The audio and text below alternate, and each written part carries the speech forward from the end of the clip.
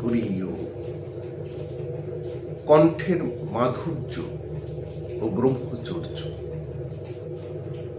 কণ্ঠস্বরে বীর্য ধারণের পরিচয়। দৈহিক নানাবিধ মাধুর্যের মতন কণ্ঠের মাধুর্যের সঙ্গেও ব্রহ্মচর্যের সবিশেষ ঘনিষ্ঠ সম্পর্ক।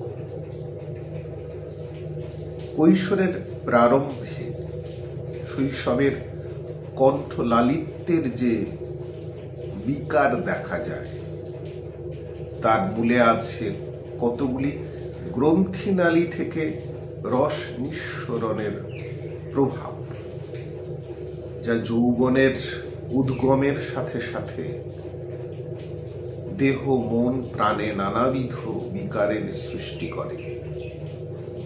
গলার স্বর ভারী, কর্কশ ও গম্ভীর হয়।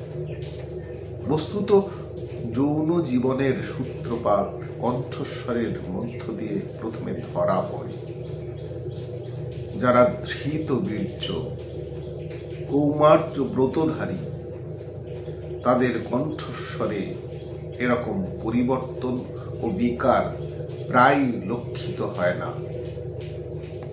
তাদের কণ্ঠ মাধুর্য, স্বর লালিত্য ও বাচন ভঙ্গির সাবলীল ভাব বরাবরই সহজ, স্বচ্ছন্দ ও সুচারু থাকে।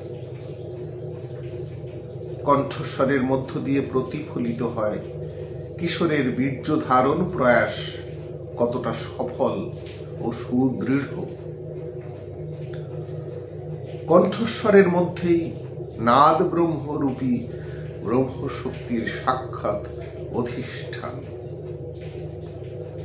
সঙ্গীত সাধকদের পক্ষে বীর্য ধারণ হলো তাই কণ্ঠ সাধনার অপরিহার্য শর্ত। বীর্যই কণ্ঠের লালিত্য ও আকর্ষণীয় শক্তি শতগুণ বাড়িয়ে দেয়, যা হাজার রেওয়াজ করলেও হয় না। খ্যাতিমান কণ্ঠ সঙ্গীত সাধক মাত্রই ভিতরে ভিতরে বীর্য ধারণের তপস্যা চালিয়ে যেতে থাকে।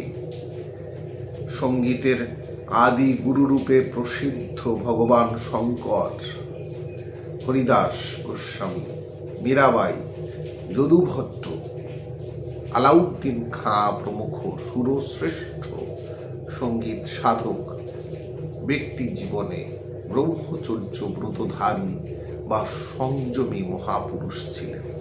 পাঠ করলাম ব্রহ্মচর্য বিজ্ঞান থেকে, ব্রহ্মচর্য ও তপস্যা।